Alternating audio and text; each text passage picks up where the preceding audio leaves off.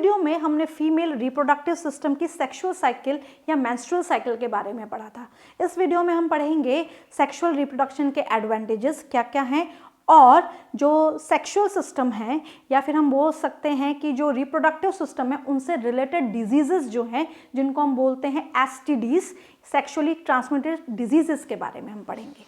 So here the advantages of the sexual reproduction, more genetic variations within the species। Sexually reproducing species में genetic variation ज़्यादा आते हैं। Genetic variation का मतलब क्या है? जब मैटरनल डीएनए और पैटर्नल डीएनए फ्यूज करते हैं, यानी कि मैटरनल और पैटर्नल डीएनए आपस में कंबाइन करते हैं और कंबाइन होने के बाद सेपरेट होते हैं। जब मैंने सेक्सुअल रिप्रोडक्शन का इंट्रोडक्शन लिया था उस वीडियो में आपको पूरा डायग्रामेटिकली समझाया था। तो जब मैटरनल और पैटर्नल डीएनए या क्रोमोसोम आपस में फ्यूज होते हैं या फिर आपस में जीन्स चेंज करते हैं और चेंज करने के बाद सेपरेट होते हैं तो एक नए कॉम्बिनेशन के साथ होते हैं। वो नया कॉम्बिनेशन ही आगे आने वाली जनरेशन में वेरिएशन लेके आता है और जीन्स के कारण वो वेरिएशन होता है तो उस वेरिएशन को हम बोलते हैं जेनेटिक वेरिएशन। इसीलिए हम अपने माता पिता से कुछ पर्टिकुलर फीचर्स में मिलते ज़रूर हैं बट उनकी 100% कार्बन कॉपी नहीं होते। Next is genetic variation can lead to evolutionary advancement. जो जेनेटिक वेरिएशन है वो इवोल्यूशनरी पॉइंट ऑफ व्यू से एक एडवांसमेंट लेके आता है। यानी कि अगर हम बात करें हमसे जो पहले ह्यूमन बींग्स की स्पीशीज थी, जैसे होमो इरेक्टस की बात करें, ऑस्ट्रेलोपाइथिकस की बात करें, हमसे पहले वाले, जब हम ह्यूमन इवोल्यूशन पढ़ते हैं तो उस इवोल्यूशन में कुछ नाम आते हैं। होमो इरेक्टस, अभी हमारी जो स्पीशीज है वो है होमो सेपियंस। हमसे पहले वाले जो थे दैट इज होमो इरेक्टस। तो उनसे और अभी वाली जो स्पीशीज है उनमें भी बहुत अंतर है और उस अंतर का कारण है जेनेटिक वेरिएशन और इसी को हम कहते हैं इवोल्यूशन। तो इवोल्यूशन के लिए भी सेक्सुअल रिप्रोडक्शन का होना बहुत ज़रूरी है। Next is more variation assist with survival and it increases the chance that at least some offsprings of a parent survive. तो जब वेरिएशन आते हैं तो वेरिएशन की वजह से अडेप्टेबिलिटी बढ़ती है और अडेप्टेबिलिटी की वजह से लाइफ स्पैन भी बढ़ता है, यानी कि जो जीवन काल है वो भी लंबा हो जाता है। Next is sexually transmitted diseases, जो कि बहुत ही इंपॉर्टेंट क्वेश्चन है। दूसरी इंपॉर्टेंट बात यहाँ पे ये है कि जब भी हम ट्रांसमिटेड डिजीजेस या सेक्सुअली ट्रांसमिटेड डिजीजेस के बारे में बात करते हैं तो एक जनरल अवेयरनेस का टॉपिक भी है ये, कि लोगों के बीच में इसकी अवेयरनेस कैसे दी जाए या लोगों के बीच में इसकी अवेयरनेस होनी चाहिए, ये ज़रूरी है। बहुत सारे ऐसे इंस्टीट्यूट हैं, बहुत सारे NGOs, non government organisation, government organisation हैं जो इन डिजीज़ेस की रोकथाम के लिए कैंप लगाते हैं जिससे ज़्यादा से ज़्यादा लोगों को, ट्राइबल पॉपुलेशन को इस चीज़ के बारे में पता लगे और इस बीमारी की रोकथाम हो सके। तो ये वैल्यू बेस्ड क्वेश्चन भी आपके आ सकता है और इसके बारे में भी आपको पूरा पता होना चाहिए कि किस पर्टिकुलर पैथोजन से कौन से डिजीज़ होती है और उसकी रोकथाम कैसे की जाती है। So here sexually transmitted diseases and the abbreviation is STDs। There are many infectious diseases which are spread by sexual contact। बहुत सी ऐसी बीमारियां हैं जो सेक्सुअल कांटेक्ट के वजह से फैलती हैं। उनमें से हैं कुछ सेक्सुअली ट्रांसमिटेड डिजीजेस और इन्हीं बीमारियों को ही हम कह रहे हैं सेक्सुअली ट्रांसमिटेड डिजीजेस। अब ये जो सेक्सुअली ट्रांसमिटेड डिजीजेस हैं इनमें कॉमन जो नाम आता है वो होता है एड्स का, हेपेटाइटिस का। ये कॉमन है जो हमें काफ़ी सुनने में आती हैं, एंड जेनिटल वार्ड्स का। सो कॉमनली जो सेक्सुअली ट्रांसमिटेड डिजीजेज हैं वो AIDS, hepatitis, genital warts. STDs occur mostly in the individual who are involved in sexual activities with many partners। ज़्यादातर ये बीमारियां उनमें होती हैं जिनमें सेक्सुअल पार्टनर एक नहीं है, एक से ज़्यादा सेक्सुअल पार्टनर्स हैं। क्योंकि सेक्सुअल पार्टनर ज़्यादा होने की वजह से डिजीज़ के कम्युनिकेशन का पता नहीं चलता और ये जो डिजीज़ है ये एक पर्सन से दूसरे पर्सन में स्प्रेड होती चली जाती है, क्योंकि ये कौन से डिजीजेज हैं? इन्फेक्शियस डिजीजेज याद रखना हमेशा कैसे होती हैं?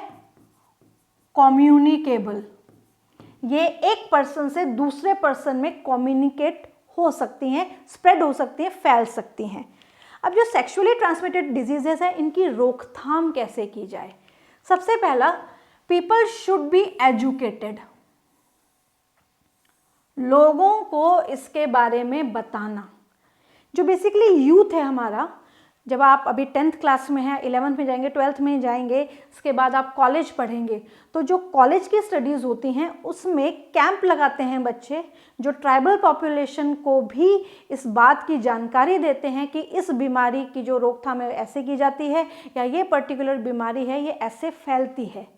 तो पीपल को एजुकेट करना सबसे ज़्यादा ज़रूरी है, जिनको इसके बारे में कुछ भी नहीं पता है। सो एजुकेशन एक पहला माध्यम है, एक पहला मीडियम है जिसके द्वारा इस बीमारी की रोकथाम की जा सकती है। Avoid multiple sexual partners. Multiple sexual partners avoid करना भी एक मुख्य कारण है जिससे ये बीमारी रोकी जा सकती है।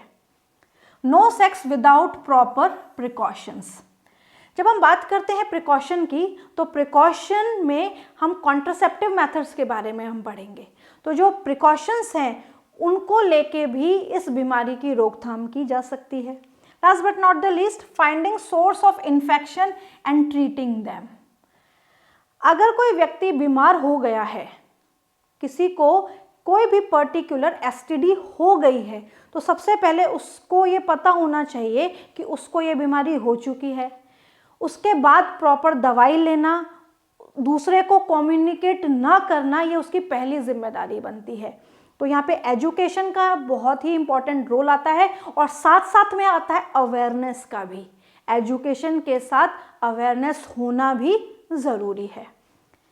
अब सेक्सुअली ट्रांसमिटेड डिजीजेस कौन सी हैं, किस पैथोजन या किस इन्फेक्शियस एजेंट या किस वायरस के कारण या किस बैक्टीरिया प्रोटोजोआ के कारण फैलती हैं, वो आपको यहाँ पता होना चाहिए। सबसे पहले हम बात करेंगे एड्स की। What is AIDS? Acquired immuno deficiency syndrome. जब भी वर्ड आ जाता है सिंड्रोम, यानी कि वो कोई एक पर्टिकुलर बीमारी है ही नहीं। यहाँ पे एग्जैक्टली होता क्या है? एक्वायर्ड, बायोलॉजी में जब हम डिजीजेस के बारे में पढ़ते हैं, एक होती है एक्वायर्ड और एक होती है इनेट। अब एक्वायर्ड क्या होती है? बाहर से आई, यानी कि पर्सन में किसी बाहर से आए हुए पैथोजन ने उसकी बॉडी को इफेक्ट किया, एक्वायर्ड हो गई। Immuno deficiency, immuno deficiency word यहाँ क्यों दिया गया है? क्योंकि इम्यून सिस्टम को ये वीक कर देती है। इम्यून सिस्टम को जब ये वीक कर देती है तो बॉडी में बिल्कुल भी क्षमता नहीं बचती, यानी कि बॉडी इतनी वीक हो जाती है कि छोटी छोटी बीमारियां ही उसे परेशान करती हैं। जैसे इम्यून सिस्टम वीक हो गया, पर्सन को निमोनिया होगा, वो लंबे समय तक चल गया। इसी के साथ साथ अगर उसको बैक्टीरियल इन्फेक्शन हुआ इंटेस्टाइन में, वो भी लंबे समय तक चलेगा। उसको स्टमक इन्फेक्शन हुआ है, वो भी लंबे समय तक चलेगा। यानी कि छोटी छोटी बीमारियां, इन्फ्लुएंजा हुआ है, कॉमन कोल्ड हुआ है, इवन ट्यूबरक्लोसिस हो गया है, तो ये लंबे समय तक चलेंगी। यानी कि उसका इम्यून सिस्टम इतना वीक हो गया है कि वो छोटी छोटी बीमारियां जल्दी पकड़ लेगा। किस पैथोजन के कारण होती हैं? पैथोजन को हम कहते हैं कैजुअल ऑर्गेनिज्म। इसको पैथोजन भी बोला जाता है, इसको कॉजेटिव ऑर्गेनिज्म भी बोला जाता है। कॉजेटिव ऑर्गेनिज्म यानी कि बीमारी को पैदा करने वाला ऑर्गेनिज्म, फैलाने वाला ऑर्गेनिज्म, इसका है HIV virus, that is human immuno deficiency virus. Exactly क्या होता है? ये बॉडी के इम्यून सिस्टम को डिस्ट्रॉय कर देता है। परसिस्टेंट कफ एंड फीवर, यानी कि लंबे समय तक कोई बीमारी घर कर सकती है, चाहे वो कफ होना हो, चाहे वो बुखार होना हो। Body attacked by other diseases like pneumonia, TB and certain cancers. Body में हमेशा वीकनेस रहती है और कोई ना कोई बीमारी चलती रहती है, चाहे वो ट्यूबरक्लोसिस हो, निमोनिया हो, या कुछ केसेस में कैंसर भी देखा गया है। तो यहाँ पे क्या है, डिजीज का नाम, एसटीडी का नाम एड्स, इसको कॉज करने वाला organism HIV, human immuno deficiency virus. Next is syphilis. एक और इंपॉर्टेंट बात, यहाँ पे ये डिजीज वायरस से स्प्रेड हो रही है, ये ध्यान रखना है। सिफाइलिस एंड गोनोरिया, ये जो दोनों डिजीजेस हैं इनको कॉज करने वाला है बैक्टीरिया। तो यानी कि सिफाइलिस और गोनोरिया बैक्टीरियल डिजीजेस हैं। सिफाइलिस ट्रिपोनिमा पैलिडम से फैलती है, यानी कि सिफाइलिस को फैलाने वाला कौन है, ट्रिपोनिमा पैलिडम, नाम याद रहना चाहिए। ट्रिपोनिमा पैलिडम सिफाइलिस कॉज करता है, यानी कि कॉजेटिव ऑर्गेनिज्म हो गया ट्रिपोनिमा पैलिडम। कॉज सोर्स एनलेशन in the genital tract, burning sensation at urination, genital areas में सोर्स हो जाते हैं, बर्निंग सेंसेशन होती है, जलन होती है। तो ये इसका एक कॉमन सिम्टम है जो पर्सन में दिखाई देता है। नेक्स्ट गोनोरिया, नाम से नाम आ रहा है, नाइजीरिया गोनोरिया। यहाँ पे गोनोरिया जो नाम है वो गोनोरिया से ही आ रहा है। तो नाइजीरिया गोनोरिया कॉज गोनोरिया, ये भी बैक्टीरियल डिजीजेस हैं।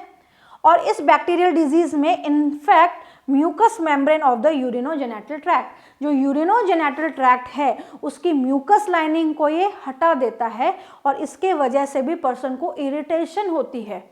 तो गोनोरिया, सिफाइलिस बैक्टीरियल डिसऑर्डर्स हैं। सिफाइलिस कॉज करने वाला ट्रिपोनिमा पैलिडम, गोनोरिया कॉज करने वाला है neisseria gonorrhoea. Next is trichomoniasis.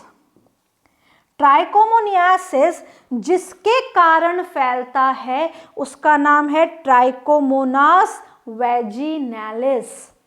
Trichomonas यहाँ से आ गया पूरा, ट्राइकोमोनास यहाँ से आ गया और यहाँ पे आपको ऐड करना है vaginalis, trichomonas vaginalis. Vaginal irritation, itching and discharge, female vagina में इरिटेशन होती है, ईचिंग होती है और डिस्चार्ज होता है। दूसरी इंपॉर्टेंट बात, ट्राइकोमोनियासिस प्रोटोजोआ से फैलती है, यानी कि इस बीमारी को कॉज करने वाला कौन है, प्रोटोजोआ है। सो प्रोटोजोनल डिजीज है ट्राइकोमोनियासिस। कौन कॉज कर रहा है, कौन सा प्रोटोजोआ कॉज कर रहा है, ट्राइकोमोनास वैजिनैलिस कॉज कर रहा है। एक और जो डिजीज है जिसको हम बोलते हैं वायरस से फैलने वाली डिजीज, जिसको हम बोलते हैं जेनेटल वार्ट्स। जेनेटल वार्ट्स भी किससे फैलती है, वायरस से फैलती है। कौन से वायरस से, human papilloma, human papilloma virus, HPV virus से फैलती है जेनेटल वार्ट्स। तो यहाँ पे जो आपके क्वेश्चन आ सकता है वो कैसे आ सकता है, what is sexually transmitted disease और what are STDs, how can we prevent STDs, और इसमें से कोई एग्जाम्पल दे दिया, जैसे syphilis is caused by, so you have to name this causative organism, that is Treponema pallidum. Is syphilis a bacterial disease or viral disease? So syphilis is bacterial disease. तो आपको यहाँ पे ये भी पता होना चाहिए कि इसमें से बैक्टीरिया से कौन सी हो रही है, वायरस से कौन सी हो रही है और प्रोटोजोआ से कौन सी हो रही है। या ऐसा भी क्वेश्चन आ जाता है कि name the disease, name the STDs which caused by virus. तो वायरस में हमारे पास दो ऑप्शन है, तो इन दोनों ऑप्शन में से हम कुछ भी लिख सकते हैं।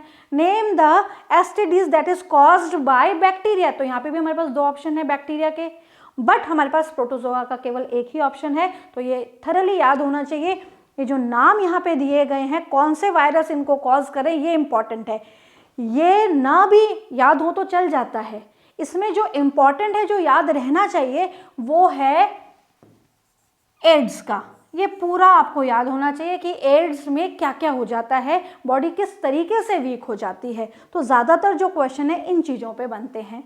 तो ये इस वीडियो में हमने पढ़ा STDs के बारे में, कैसे एसटीडीज जो है फैलती हैं, कैसे उनकी रोकथाम करनी चाहिए और कौन सा कॉजेटिव ऑर्गेनिज्म उनको फैलाता है।